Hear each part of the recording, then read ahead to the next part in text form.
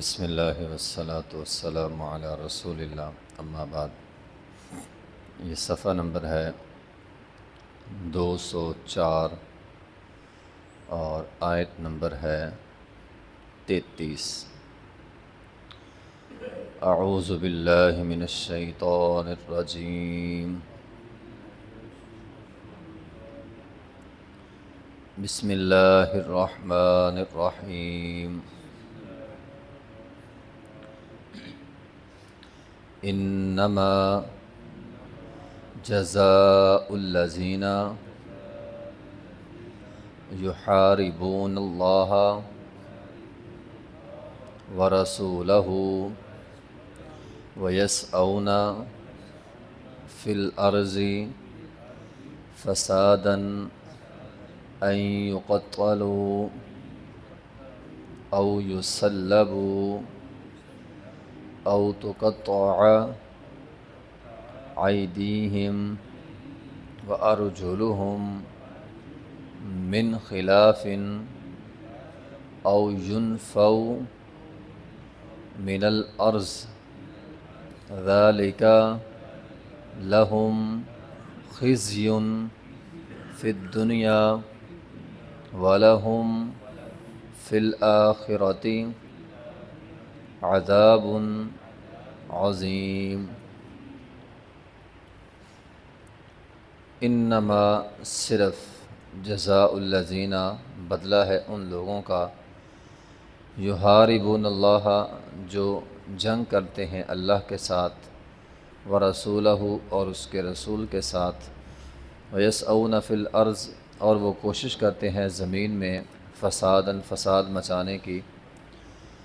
ان کا بدلہ کیا ہے کہ ان یقتلوا ان کو قتل کر دیا جائے، او یصلبوا یا سولی پر چڑھا دیا جائے، او تقطع ایدیہم وارجلہم یا ان کے ہاتھ پاؤں کاٹ دیے جائیں، من خلاف مخالف سمت، او ینفوا من الارض یا ان کو زمین سے جلا وطن کر دیا جائے، ذالک یہ لہم ان کے لیے خزی رسوائی ہوگی فی الدنیا دنیا میں، وَلَهُمْ فِي الْآخِرَةِ اور آخرت میں تو عذاب عظیم ایک بہت بڑا عذاب ہوگا۔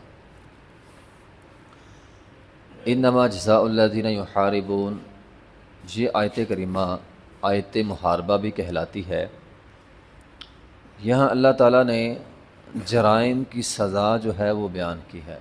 جو لوگ فساد کرتے ہیں، لوگوں کا امن خراب کرتے ہیں، مال چھینتے ہیں، قتل و غارت کرتے ہیں، حکومت وقت کے خلاف بغاوت کرتے ہیں، تو جو لوگ بھی یہ جرائم کرتے ہیں ان کی سزا یہاں پر بیان ہوئی۔ ویسے تو اس آیت کریمہ کے اندر 4 سزائیں بیان ہوئی ہیں۔ حاکم وقت یا قاضی جج جو ہے وہ ان 4 میں سے کوئی بھی سزا دے سکتا ہے، 2 سزائیں اکٹھی بھی کر سکتا ہے، جرائم کے اعتبار سے سزائیں دی جائیں گی۔ پہلی سزا ہے ان یقتلوا، یہ کہ قتل کر دو۔ قتل قاضی صرف اسی وقت کسی کو کر سکتا ہے جب بطور قصاص کے ہو۔ اب ایک آدمی نے صرف کسی کو قتل کیا ہے، مال وغیرہ نہیں چھینا، بعض ہوتے ہیں صرف دشمنی ہوتی ہے، مال چھینا مقصد نہیں ہوتا، صرف قتل کر دیا تو بطور قصاص قتل کیا جائے گا۔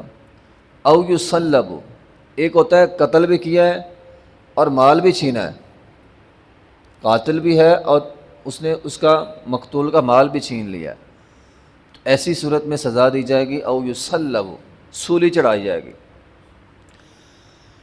ایک ہے قتل نہیں کیا، مال چھینا ہے، راہ چلتے کا ڈاکہ ڈال دیا، چوری کر لی، مال چھین لیا، اس کی سزا یہ ہے کہ او تقطع ایدیہم وارجلہم من خلاف، اس کے ہاتھ پاؤں کاٹے جائیں گے، صرف مال چھیننے والے کے ہاتھ پاؤں کاٹے جائیں گے، قتل نہیں کیا جائے گا۔ ایک ہے ارادہ تو قتل کا تھا، ارادہ تو چوری کا تھا، چوری کرنے لگا، قتل کرنے لگا، پکڑا گیا، اب قتل ہوا نہیں، نہ مال چوری ہوا، لیکن یہ کام کرنے سے پہلے ہی گرفتار ہو گیا، پکڑا گیا، اس کی سزا کیا ہے؟ او ینفوا من الارض، اسے جلا وطن کر دیا جائے یا اسے قید خانے میں ڈال دیا جائے۔ بہرحال یہ 4 سزائیں جو ہیں وہ اس آیت کے اندر بیان ہوئی ہیں۔ اس آیت کے حوالے سے ایک بخاری کے اندر روایت بھی آتی ہے، ایک خاص واقعہ ہے جس کی طرف اس آیت کے اندر اشارہ بطور خاص ہے۔ چند لوگ مدینہ کے اندر آئے تھے نبی علیہ الصلوۃ والسلام کے پاس، عیانہ ایک قبیلہ تھا، اس کے لوگ آئے، کافی سارے لوگ تھے، مدینہ میں آئے، مسلمان ہو گئے۔ اب بعض اوقات ہوتا یہ ہے جب بندہ کسی دوسرے شہر میں جائے، بندہ بیمار ہو جاتا ہے، یہاں سے بعض لوگ حج عمرے کے لیے جاتے ہیں تو بیمار ہو جاتے ہیں، چونکہ آب و ہوا مختلف ہوتی ہے، تو وہ بھی بیمار ہو گئے۔ صحابہ اکرام جب نئے نئے ہجرت کر کے مدینہ گئے تھے، بیمار ہو گئے تھے، تو بہرحال قبیلہ عریانہ کے لوگ مدینہ جا کر بیمار ہو گئے۔ جب بیمار ہو گئے تو نبی علیہ الصلوۃ والسلام نے انہیں ایک چرواہا دیا اور چند اونٹ دیے، اور فرمایا یہ اونٹ لے جاؤ اور فلاں جگہ چلے جانا، ایک مقام تھا، مقام ہیرا، وہاں پہ چلے جانا، وہاں پہ جا کر رہنا، ان اونٹوں کا پیشاب اور دودھ پینا ہے، چونکہ ان کے پیٹ خراب ہو گئے تھے، تو بطور علاج کے نبی علیہ الصلوۃ والسلام نے فرمایا تم نے جا کر ان ڈاچیوں کا دودھ بھی دھونا ہے اور اونٹوں کا پیشاب پینا ہے۔ اب وہاں پہ چلے گئے، پیشاب پیا، دودھ پیا، صحت مند ہو گئے۔ جب صحت مند ہوئے تو انہوں نے کیا کیا، اس چرواہے کو پکڑا، بڑی بے دردی کے ساتھ اسے شہید کیا، اونٹوں کو لیا اور بھاگ گئے۔ اب یہ اطلاع مدینہ کے اندر آئی، نبی علیہ الصلوۃ والسلام نے لوگوں کو بھیجا، صحابہ اکرام کو بھیجا، صحابہ اکرام کا لشکر گیا، ان تمام کو پکڑ لایا۔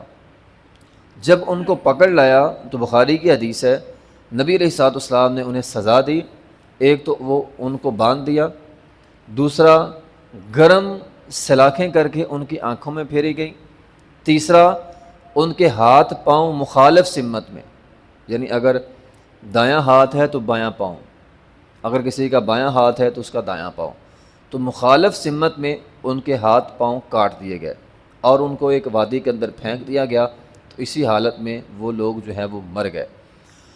اب صحابی بخاری کے اندر موجود ہے کہ اس نے وضاحت کی اتنی سخت سزا جو نبی علیہ الصلوۃ والسلام نے اپنی زندگی میں دی ہے، سب سے سخت ترین سزا جو نبی علیہ الصلوۃ والسلام نے اپنی زندگی میں دی ہے وہ یہ ہے۔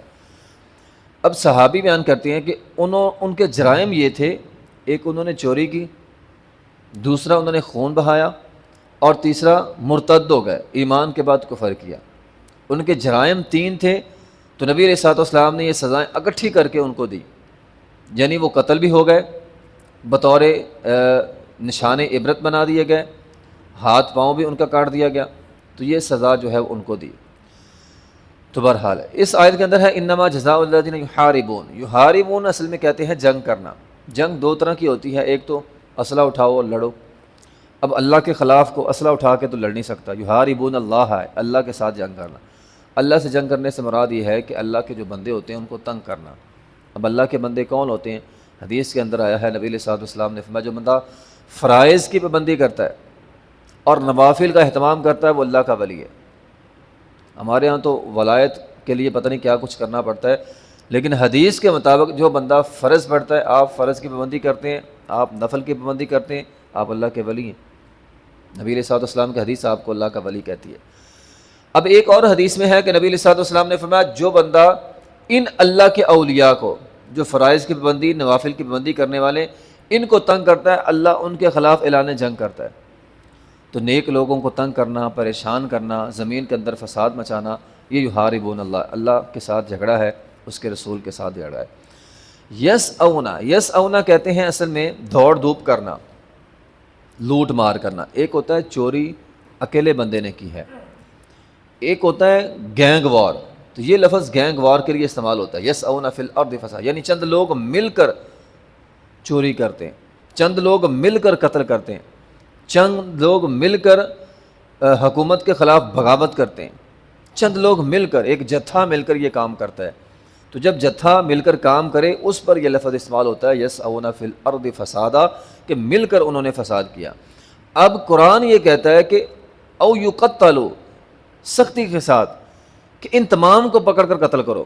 اب ہوتا کیا ہے، عموماً تو وہ جھگڑا ہو جائے تو جس کے ہاتھ سے قتل ہو، یعنی جو اصل قاتل ہو، سزا اس کو ملتی ہے، اصولاً بات یہ ہے معاشرے میں۔ لیکن قرآن اس آیت کے تحت قرآن یہ کہتا ہے کہ اگر گینگ وار ہو، چند لوگ مل کر حملہ کریں تو بطور قصاص ان تمام لوگوں کو قتل کیا جائے گا۔ اب یہ نہیں کہ جس کے ہاتھ سے فائر نکلا ہے بس وہی مجرم ہے، باقی تو اس کے ساتھ تھے، نہیں۔ قرآن کہتا ہے پورا جتھا، جس جتھے نے مل کر حملہ کیا تھا اس جتھے کو پکڑو، اگر ان سے قتل ہو گیا ہے تو پورے جتھے کو بطور سزا، بطور قصاص کے قتل کیا جائے گا۔ اگر چوری کی ہے پورے جتھے نے تو پورے جتھے کو پکڑو اور ان کے ہاتھ پاؤں مخالف سمت میں کاٹ دو۔ اور اگر کوئی بڑا گناہ کیا ہے، قتل بھی کیا ہے، مال بھی لوٹا ہے، پورے جتھے کو پکڑو اور انہیں یسلب، نشان عبرت بنا دو۔ ہمارے ملک میں شاید یہ سزا نہیں ہوتی۔ یسلب کا اصل معنی ہوتا ہے، ہمارے ہاں سمجھتے کسی کو سولی چڑھانا، پھانسی چڑھانا۔ یہ پھانسی سے بڑھ کر اس کا مطلب یہ ہوتا ہے کہ کسی کو قتل کر کے بطور قصاص پھانسی دیں یا کسی بھی طرح کسی کو قتل کرے اور اس کو کسی اونچی جگہ بطور عبرت کے رکھ دیں۔ یہ ہوتی ہے اصل میں یسلب، تسلیب۔ کسی کو بطور کسی کے لاش کو پکڑو، اس کو کسی اونچی جگہ بطور عبرت کے لٹکا دو، جس طرح سعودی عرب کے اندر بعض اوقات ہوتا ہے یا افغانستان کے اندر یہ چیزیں ہوتی ہیں، ہمارے ملک میں نہیں ہوتی۔ تو کسی کو بطور عبرت کے لٹکانا کسی کی لاش کو، تو یہ کہتے ہیں یسلب۔ اگر کوئی قتل بھی کرتا ہے، مال بھی لوٹتا ہے، فساد مچاتا ہے، تو قرآن کہتا ہے اس کو نہ صرف قتل کرو، پوری گینگ کو پکڑو اور ان کو بطور عبرت کے لٹکا دو تاکہ لوگ ان سے نصیحت حاصل کریں۔